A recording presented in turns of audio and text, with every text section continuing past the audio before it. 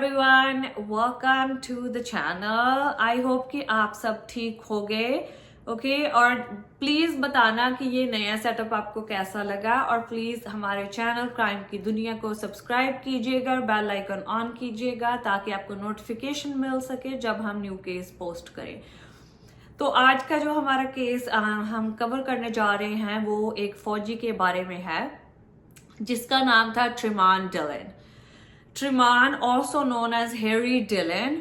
वो बॉर्न था इंडिया में और उसके पिताजी भी एक मिलिट्री मैन थे। वो कर्नल थे मिलिट्री में और हैरी इकलौता उनका बेटा था और वो उसके माता पिता ने उसे बहुत ही प्यार से और बहुत ही लाड से पाला था।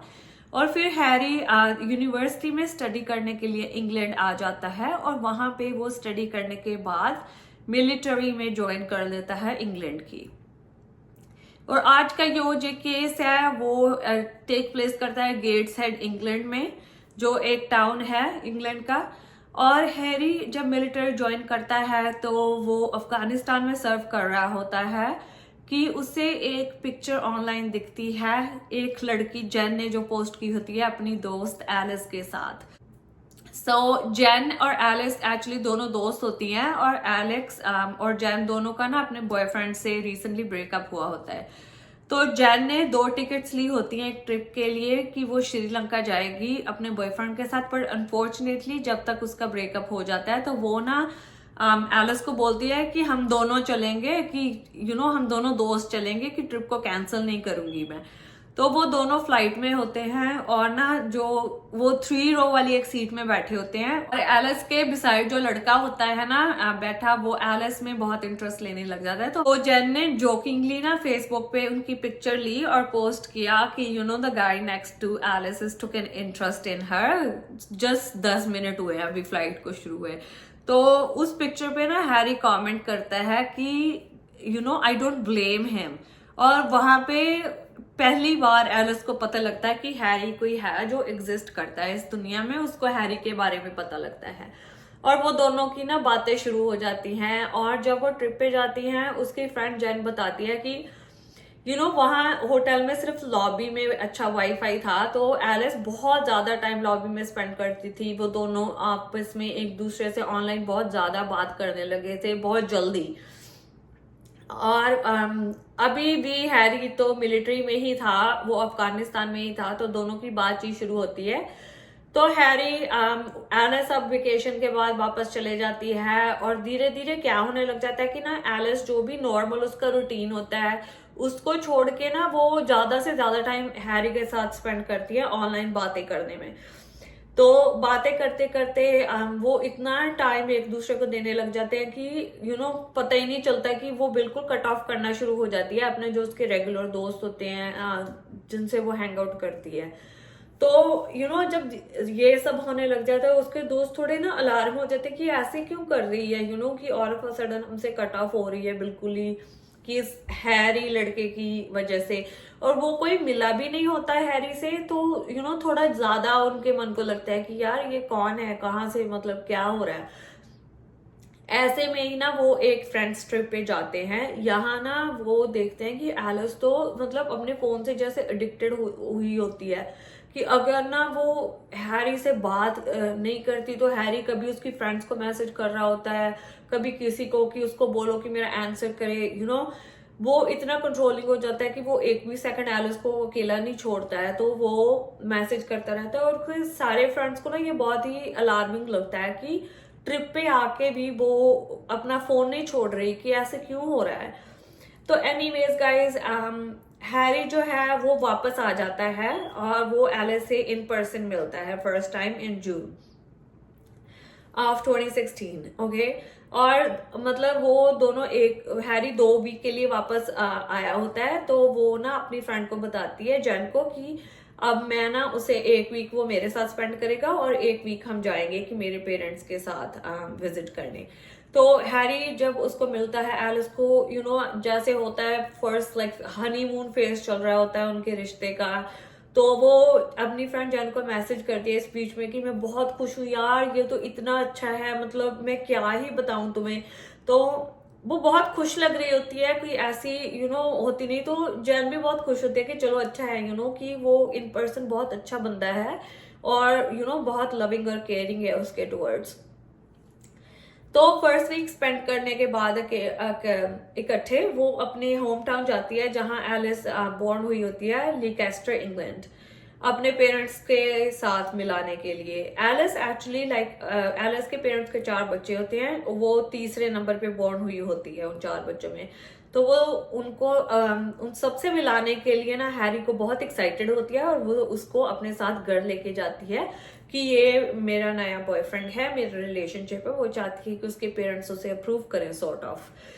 तो जब हैरी उनके घर जाता है तो उसके मम्मा और पापा से मिलता है, तो वो उसे ऐसे बोलते हैं वो कि बहुत ही करेक्ट आंसर देता है कि जो वो सुनना चाहते हैं ना, बेसिकली वो इतना इंटेलिजेंट होता है, वो उन्हें रीड कर लेता है, वो वही आंसर देता है। एंड ही सेम लाइक कि वो एक परफेक्ट बंदा है उनकी बेटी के लिए। बट उसके पिता को कहीं ना कहीं ये भी लग रहा था एलिस के कि यार ये इतने पॉलिटिकली करेक्ट आंसर दे रहा है कि कुछ तो बात है कि हम इसका रियल साइड नहीं देख पा रहे हैं, हम वो देख रहे हैं जो सिर्फ ये हमें दिखाना चाहता है। उसके बाद क्या होता है ना कि एलिस इस टाइम पे 24 साल की होती है जब इनका ये रिलेशनशिप शुरू होता है और हैरी 26 साल का होता है। एक्चुअली अब हैरी के बारे में मैं आपको थोड़ा सा बैकग्राउंड बताती हूँ कि हैरी ना स्कॉट्स बैरिकेड में रहता है, तो वो एलिस से अब इस वक्त 1.5 घंटा दूर रहता है। तो वो अक्सर ड्राइव किया करता था 1.5-2 घंटा एलिस को मिलने के लिए। जब वो ट्रांसफर हो गया था इंग्लैंड में, अब अफगानिस्तान में उसने सर्व किया अपना जो 2 महीना रहता था, उसके बाद वो इंग्लैंड वापस आ गया था।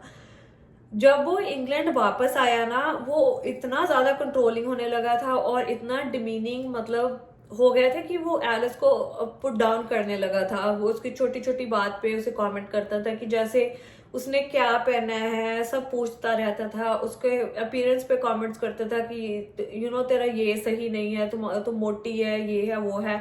तो एलिस को क्या हो रहा था ना, भी धीरे धीरे उसका सेल्फ कॉन्फिडेंस था वो कम होने लगा था। उसके पेरेंट्स को भी अंडरस्टैंड नहीं हो रहा था कि ये तो इतनी लाउड लड़की है, ये ऐसे इसका शाई कैसे होने लगी है, मतलब क्या हो रहा है। और वो सब हैरी कर रहा था क्योंकि वो उसकी सेल्फ एस्टीम को बिल्कुल ब्रेक डाउन करना चाहता था, उसको आइसोलेट करना चाहता था सभी से। और वो अक्सर उसको पूछा करता था उसने सारा दिन क्या किया, क्या पहना, क्या खाया, क्या पिया, ताकि उसको सब पता हो उसके बारे में। तो एलिस को ना ये थोड़ा लगा कि भाई मैं इस रिलेशनशिप में नहीं रह सकती, ये बंदा तो मतलब मुझे बहुत ज्यादा कंट्रोल करने लगा है और ये हेल्थी नहीं है। उसको भी ऐसे लगा। और शी ऑल्सो फाउंड आउट कि हैरी ने ना अपनी एक्स फियांसे के साथ भी ऐसे किया था कि वो उसको स्टॉक करने लगा था। और एक बार ना वो उसको इंग्लैंड में मिला था उसके नए बॉयफ्रेंड के साथ और उसने उसके फेस पे स्पिट कर दिया था, मतलब इतना वो रेज में आ गया था। तो अब जब एलिस को धीरे धीरे हैरी के बारे में ना थोड़ा थोड़ा पता लगने लगा था कि हैरी ऐसा ऐसा बिहेव कर रहा है कि ये नॉर्मल नहीं है, मुझे इससे निकलना है अभी, तो वो ना अपना रिश्ता एंड कर देती है अगस्त 2016 में। वो हैरी को बोलती है कि this relationship is done, I can not deal with it. तो हैरी जो होता है ना, यहाँ जो होता है ये केस एक टर्न लेता है बिकॉज हैरी बिल्कुल भी एक्सेप्ट नहीं कर पाता कि एलिस ने उसे छोड़ा है। वो एकदम obsessed होता है एलिस के साथ, ओके। और उसका obsession जो है, वंस एलिस उसे बताती है कि मैं इस रिश्ते में नहीं रहना चाहती, तो it goes through the roof. उसको तो ऐसे लगता है कि ये नहीं हो सकता है कि तू मुझे छोड़ नहीं सकती। वो उसको emails, messages, phone calls, voice call सब करने लग जाता है और पहले एलिस को ऐसे फील होता है कि यार मतलब उसको सिंपैथी फील होता है उसके लिए कि कि कितनी सैड बात है कि ये इस ब्रेकअप को इतना अच्छे से नहीं ले पा रहा है। तो थोड़ी वो एम्पैथेटिक होती है उसके टूवर्ड्स और वो थोड़ा आंसर करती रहती है उसके फोन मैसेज सब कुछ, ताकि वो इजिली थोड़ा मूव ऑन हो सके। बट अनफॉर्चुनेटली ये नहीं हो पाता और वो ना हैरी जो है एलिस को अब बहुत ज्यादा स्टॉक करने लग जाता है, बहुत फोन कॉल्स करता है। तो एलिस को ना थोड़ा अपनी लाइफ के लिए डर लगने लग जाता है कि कहीं ये मुझे हार्म ना कर दे किसी भी तरीके से। तो वो ना अपनी फ्रेंड के साथ, अपनी कोवर्कर के साथ रहती है एक अपार्टमेंट में जिसे उन दोनों ने रेंट पे लिया होता है। उसकी कोवर्कर का नाम मैक्सिन होता है।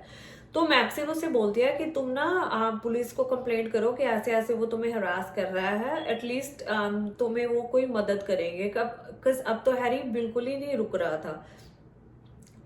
तो फर्स्ट टाइम जब वो पुलिस को 999 कॉल करती है इंग्लैंड में एलिस, वो बताती है कि ये मेरा सिचुएशन है, मेरा बॉयफ्रेंड ऐसे ऐसे मुझे फोन करता है, मैसेज करता रहता है, मेरा एक्स बॉयफ्रेंड, और ये सब ब्रेकअप के बाद शुरू हुआ है। और वो बहुत ही मतलब रुक ही नहीं रहा। कितनी बार मैंने उसे बोला है कि मुझे कांटेक्ट मत करो, और कितनी बार वो अग्री भी किया है कि वो मुझे कांटेक्ट नहीं करेगा, बट वो रुक नहीं रहा। तो पुलिस वाले उसे दो ऑप्शन देते हैं उस वक्त। वो बोलते हैं कि इधर तो वो एक पिन इशू करवा सकती है, जिसका मतलब है कि वो ना पुलिस इंफॉर्मेशन नोटिस होगा कि हैरी को नोटिस प्रेजेंट किया जाएगा कि वो एलिस को ना कांटेक्ट ना करे। तो और दूसरा ऑप्शन होता है कि वो बस नोट डाउन कर लेंगे कि ये कॉल किया था, other than that they wouldn't do anything. तो एलिस ना बोलते हैं कि हाँ, कि मुझे ना पिन इशू करवाना है, कि आप उसे पिन इशू कर दें। तो यूजली तो पिन एक ना पुलिस ऑफिसर देने जाता है, बट हैरी के केस में ना वो एक मेल के थ्रू उसके स्कॉटिश जो बैरिकेड्स में हैरी रहता है वहां उसको भेज दिया जाता है, तो उसको मिल जाता है लेटर। तो अब जब हैरी को पता लगता है कि एलिस ने उसका पुलिस में कंप्लेंट किया, हैरी का गुस्सा और बढ़ जाता है। वो इतना रेज में आ जाता है कि इसने ऐसे कैसे किया। तो हैरी एक दिन जाता है ना, एलिस काम से आती है, वो अपने घर के अंदर बढ़ के ना अपने जो डबल लॉक उसने बेचारी ने लगाए होते हैं वो उसको बंद करती है और अंदर चले जाती है। हैरी ना उसके आफ्टरनून में घर की बेल रिंग करता है, जब वो देखती है कोई नहीं होता। तो 2 बार और होता है ये इवनिंग में, तो कोई नहीं होता, बेल रिंग होती है, बट उसको ना एलिस को कहीं ना कहीं अंदर से ये फीलिंग आ रही थी कि ये सिर्फ हैरी हो सकता है और कोई नहीं हो सकता। तो रात को जब वो सोने चली जाती है, डार्क हो जाता है, वो अपने रूम में चली जाती है, तो वो देखती है कि उसके ना बेडरूम विंडो पे किसी ने नॉक किया, और जो विंडो सिल थी ना उस पे वो देखती है हैरी ने चॉकलेट और फ्लावर्स रखे हैं, वो ऐसे हैंड्स अप करके ना पीछे की ओर बढ़ रहा होता है। तो वो बहुत ज्यादा डर जाती है। वो पुलिस को कांटेक्ट करती है कि मेरा ऐसे ऐसे एक्स बॉयफ्रेंड था, ऐसे ऐसे मैंने पिन लिया था और उसने ब्रीच किया है, और वो मेरे घर तक पहुंच गया। अब तो like she was very fair for her life, है ना। और और उसी रात वो एलिस को फोन भी करता है। वो उसको बताता है कि Alice, I just wanted to let you know कि मैं तो तुम्हारे से गुस्सा नहीं हूँ, मुझे पता तुम नहीं चाहते कि मैं तुमसे कांटेक्ट करूँ, मैं नहीं करूँगा, बस मैं ये चॉकलेट और फ्लावर्स तुम्हें देना चाहता था ताकि तुम्हें पता लग सके कि मैं कितना सॉरी हूँ, और मैं तुम्हें कभी भी हार्म नहीं करूंगा। And that was very alarming for him to say that on the phone call. He left from multiple phone calls that day, that night, sorry. And सबसे अलार्मिंग ये पार्ट था उन फोन कॉल्स में कि वो directly बोल रहा है कि मैं तुम्हें हार्म नहीं करना चाहता। What in their normal mind would say that, कि मैं तुम्हें नहीं मारूंगा। एनीवेज, उसके बाद वो पुलिस को कॉल करती है। पुलिस को कॉल करने के बाद भी ना कुछ होता नहीं। वो पुलिस ऑफिसर उसको बोलता है कि जिस ऑफिसर के साथ उसने पिन फाइल किया था वो अब है नहीं, वो उसे कॉल बैक कर लेंगे जब वो आ जाएंगे ड्यूटी पे।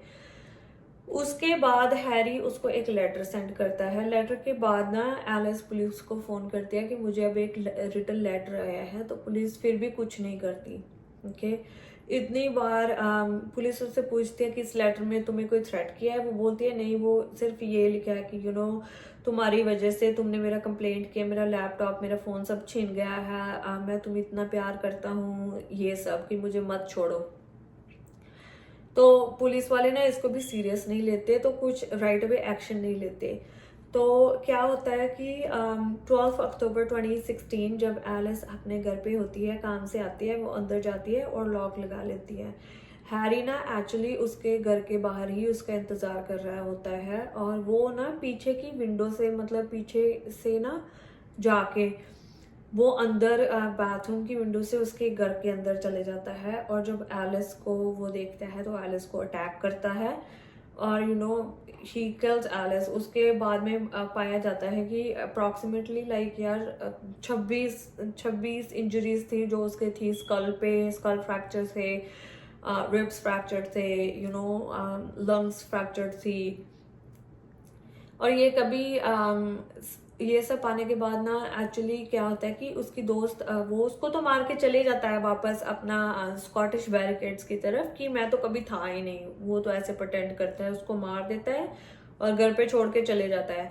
तो जब उसकी रूममेट एलिस की रूममेट जब मैक्सिम घर आती है ना, तो मैक्सिम देखती है कि वो नॉक कर रही है बट कोई खोल नहीं रहा है अंदर से। तो वो पीछे से जब जाती है देखती है विंडो ओपन है बाथरूम का, और वो विंडो के थ्रू जब अंदर जाती है ना, तो वो देखते हैं कि एलिस की जो बॉडी है ना वो खून से लथपथ पड़ी होती है। वो इतना पैनिक करती है, वो 911 कॉल करती है, और वो कॉल ना इंटरनेट पे बहुत जगह है अभी गाइस, और इट इज़ वेरी चिलिंग। अगर आप उस कॉल को सुनते हो यू कैन हियर कि उसकी आवाज़ में कितना फियर है मैक्सिन की। तो मैक्सिन बताती है कि इधर बहुत खून है, वो ब्लू हुई पड़ी है एलिस, वो उसके नेक पे कट लगे हुए थे, ईयर टू ईयर, यहाँ से यहाँ तक कट लगा हुआ था नाइफ के साथ। वो ये सब बोलती है तो पुलिस आती है, और मैक्सिम फोन कॉल पे ही एक्चुअली बोलती है कि it is probably her psychopath boyfriend, her ex psychopath boyfriend Harry Dhillon that did this. तो obviously main suspect is already there कि हैरी ने किया होगा ये, तो पुलिस उसको अरेस्ट कर लेती है before he even gets to his Scottish barricades. जब उसको अरेस्ट किया जाता है तो वो पता क्या बोलता है कि उसने ना एलिस के साथ बात करने गया था सिर्फ, तो एलिस उसके नाइफ लेके लंच करती है और वो खुद नाइफ पे गिर जाती है, तो that's why she has a cut on her neck. But Alice और हैरी में हाइट का बहुत डिफरेंस था। हैरी वॉज लाइक 6'1" और बहुत ही अच्छा बिल्ड था। तो वो एलिस ने उसकी बॉडी, हैरी की बॉडी पे तो एक भी स्क्रैच नहीं था, while Alice body was battered and in blood, and उसकी लंग्स क्लैप्स हो रखी थी, उसकी स्कल पे फ्रैक्चर थे, ऐसे सब खून हुआ था 6 times। After in the autopsy they found कि उसकी नेक को year two year 6 time knife घुमाया गया था। तो उसके बाद क्या होता है कि हैरी बोलता है कि मैंने तो नहीं मर्डर किया। वो उसकी स्टोरी कई बार चेंज होती है, कभी वो बोलता है कि वो खुद गिर गई नाइफ पे, कभी वो बोलता है कि मैं तो वहां था ही नहीं। तो कोई भी उसकी स्टोरी ना एड अप नहीं होती। बट एनीवेज पुलिस को सब सबूत मिल जाते हैं, तो वो कोर्ट फाइंड्स कि Harry is guilty of killing Alice, and he had an obsessive tendencies towards her, and he did not want anyone to have her. He just wanted to have her in his control. तो Harry को 2017 में guilty पाया जाता है और उसको 22 साल का सेंटेंस दिया जाता है, मिनिमम सेंटेंस, ओके, कि वो पैरोल के लिए भी 22 साल के बाद ही एलिजिबल होगा।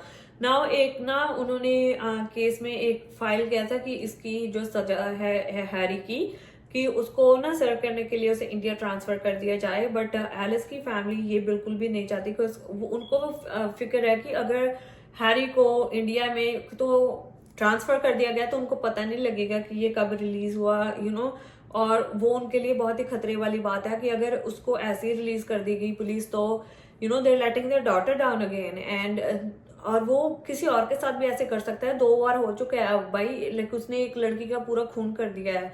तो ये सब होने के बाद अभी भी हैरी जितना मैंने रिसर्च किया, हैरी अभी भी न्यू कैसल में ही सर्व कर रहा है अपना सेंटेंस जेल में। उसको इंडिया ट्रांसफर नहीं किया गया है, और ऑब्वियसली हैरी की फैमिली तो पुश कर रही है कि उसे इंडिया ट्रांसफर कर दिया जाए।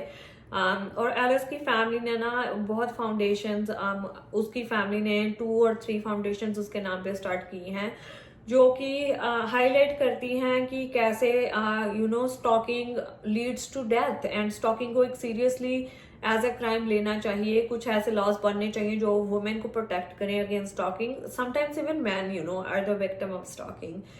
एंड अनफॉर्चुनेटली पुलिस ने इस केस में एलिस ने लाइक 2 और 3 टाइम्स रीच आउट किया पुलिस को हेल्प लेने के लिए, बट किसी ने उसकी मदद नहीं की। एंड ये हमें बहुत बताता है कि यार मतलब कोई बंदा कितना भी रीच आउट कर रहा है, समटाइम्स लाइक पुलिस वाले सीरियस नहीं लेते, और ये एक प्रिवेंटेबल क्राइम था। अगर वो सीरियस लेते ना इसको, तो वो हैरी को अरेस्ट करते और शायद एलिस अब हमारे बीच होती। बट अनफॉर्चुनेटली उन्होंने इसको सीरियस ही नहीं लिया, उन्होंने ऐसे लाइटली लिया कि नथिंग विल हैपन, और इसमें एलिस की जान चलेगी। ओके एंड ये केस अब यही है guys, Harry is still serving, so 2017 से उसको 22 इयर्स का सेंटेंस मिला हुआ है, वो सर्व कर रहा है अभी भी इंग्लैंड में। And that is it for today. And guys please आप कमेंट्स में जरूर बताना कि आप अगला केस कौन सा देखना चाहोगे, किसके बारे में देखना चाहोगे, ताकि हम उस पर रिसर्च करें और आपके लिए वो केस लेके आ सकें। Okay and I hope you guys have a good one, take care and subscribe to the channel.